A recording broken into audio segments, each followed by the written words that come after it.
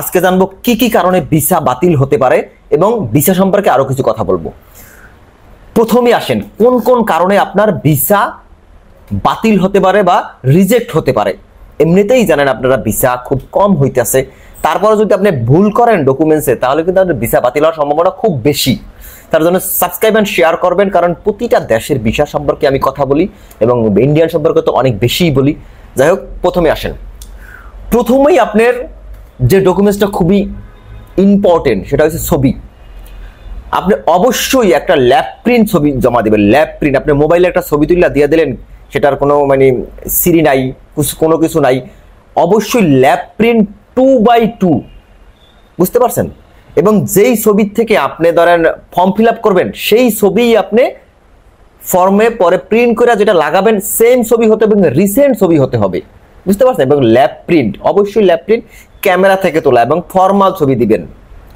দ্বিতীয়তে আসেন, আপনার যে স্বাক্ষর করতেছেন, স্বাক্ষর আপনি ফর্মে স্বাক্ষর করেন, অনেকে ধরেন স্বাক্ষর করার কথা জানেনই না, দেখেনই নাই যে এখানে স্বাক্ষর করতে হয় ফর্মে।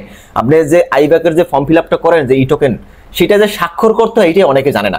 সেই স্বাক্ষরটা অবশ্যই আপনাকে পাসপোর্টের যে স্বাক্ষর আছে এবং সেই স্বাক্ষরের সাথে কিন্তু অ্যাজ ইট ইজ মিলতে হবে, না হলে তারা মনে করে কি জানেন, এখানে তো ক্যান্ডিডেট নাই, ক্যান্ডিডেট জমা দেয় নাই বা এরকম কিছু তারা মনে করে, বুঝতে পারছেন? তৃতীয়ত বর্তমান ঠিকানা। আপনি ধরেন পাসপোর্টের ঠিকানার সাথে বর্তমানের ঠিকানা মিলতেছে না, বা আপনার ইউটিলিটি বিলের সাথে বর্তমান ঠিকানা মিলতেছে না, এজন্য কিন্তু আপনার ভিসা বাতিল হতে পারে। আপনি অবশ্যই যখন পাসপোর্টটা করছেন, অবশ্যই ঢাকায় যদি আপনি থেকে থাকেন তাহলে পাসপোর্ট করার সময় প্রেজেন্ট অ্যাড্রেস দিয়েছেন একটা, কিন্তু পরবর্তীতে আপনি সেই বাসায় নেই। তা আমি বলবো যদি আপনি পারেন তাহলে যখন পাসপোর্টটা করবেন তখন অবশ্যই আপনি সেই যে ইউটিলিটি বিলের একটা কপি আপনি গুগল ড্রাইভে রেখে দেবেন, কারণ আপনি তো তারা তো ইনকোয়ারি করতে আসবে না, ঠিক না? কিন্তু আপনার যাতে সব পাসপোর্টের ঠিকানাটুকু যদি মিলে যায়। এবং অনেকে কি করে জানেন, যে আপনার ইউটিলিটি বিলে একরকম ঠিকানা দেওয়া আছে কিন্তু আপনার পাসপোর্টে আর এক রকম দেওয়া আছে। আপনি কি করছেন, আপনি যেটা মুখস্থ জানেন সেইটাই আপনি ফর্ম ফিল আপ করছেন, সেটাও কিন্তু করা যাবে না। এটা খুবই ইম্পর্টেন্ট বিষয়, বুঝতে পারছেন? তারপরে ব্যাংক স্টেটমেন্ট, আপনারা মনে করতে পারেন যে ব্যাংক স্টেটমেন্ট তারা খোঁজখবর নেয় না, এটা কিন্তু ভুল।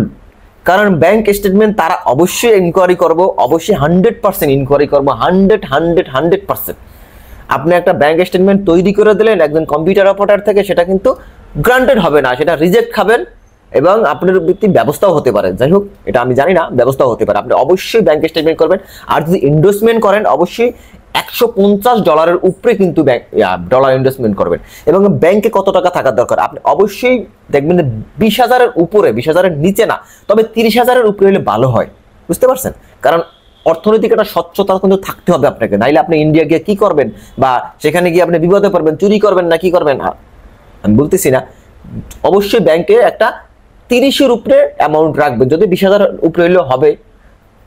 তারপরে আসেন পুরনো পাসপোর্ট। যাদের পুরনো পাসপোর্ট আছে, ধরেন অনেক আগের পাসপোর্ট, আপনি মনে করেন না তাদের কাছে ডাটা নেই, ঠিক আছে?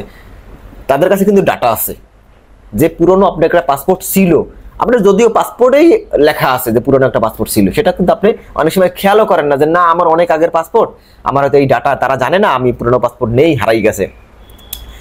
সেক্ষেত্রে কিন্তু আপনার ভিসা বাতিল হওয়ার সম্ভাবনা খুবই বেশি যদি পুরনো পাসপোর্ট আপনি না দেন, বুঝতে পারছেন? 6 নম্বরে আপনার পাসপোর্টের মেয়াদ। পাসপোর্টের মেয়াদ অবশ্যই 6 মান্থ থাকতে হবে, আর আমি বলবো 7 মান্থ। কেন জানেন? আপনার ভিসাটা প্রসেসিং হইতে কিন্তু 15-20 দিন লেগে যায়। সেক্ষেত্রে আপনার যখন 6 মান্থ আছে, 6 মান্থ 1 দিন 2 দিন 5 দিন আছে, সেক্ষেত্রে আপনাকে কিন্তু রিজেক্ট খাওয়ার সম্ভাবনাই খুব বেশি। কারণ 6 মান্থ থাকলে আপনার কিন্তু সেটা কিন্তু অতিবাহিত হয়ে যাবে। তার জন্য আপনি অবশ্যই 7 মান্থ হইলে খুবই ভালো হয়, নাহলে কিন্তু রিজেক্ট খাবেন, বুঝতে পারছেন? তারপর আসেন মেডিকেল ভিসার ক্ষেত্রে আপনি খুবই ইম্পর্টেন্ট যে ডকুমেন্টস হয়েছে আপনার মেডিকেল যে পেপারসগুলো আছে, মেডিকেল পেপারস। তো মেডিকেল পেপারগুলো অবশ্যই আপনাকে আপডেট থাকতে হবে, এবং অনেক আগের মেডিকেল পেপার এগুলো দিবেন না। ধরেন 2 বছর আগের মেডিকেল পেপারগুলো আপনি দিবেন না। রিসেন্ট যে মেডিকেল পেপারগুলো আছে এবং স্পষ্ট দিবেন, কারণ কি আপনি যদি হাই কমিশনে জমা দেন সেক্ষেত্রে আপনার কাছে কিন্তু মেইন কপি রাখবে না, ফটোকপি রাখবে, এবং ফটোকপিটা যেখান থেকেই করবেন আপনি স্পষ্ট করবেন, একদম যেন নিট অ্যান্ড ক্লিন হয়, আপনি দেখে নিয়ে নেবেন। নাইলে আপনি স্ক্যান করে লেজার প্রিন্ট করার চেষ্টা করবেন, কিছু টাকা খরচ হলে আপনি কি করবেন, অনেক টাকাই তো খরচ করে ফেলাইছেন, ঠিক না? তারপরে আসেন যারা মেডিকেল ভিসা আপনার আরো একটা ইম্পর্টেন্ট বিষয়, সেটা হচ্ছে আপনাকে অবশ্যই অবশ্যই অবশ্যই ইনভাইটেশন লেটারটা আনতে হবে।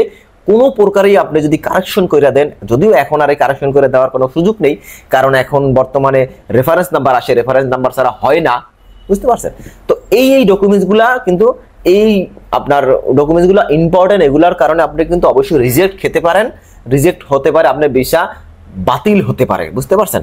এগুলা আরো কিছু কিছু বিষয় আছে, অনেক বিষয় আছে যেগুলো এখন আসলে এই ভিডিওতে বলতে গেলে অনেক বড় ভিডিও হয়ে যাবে, সেটা আপনারা দেখবেন না।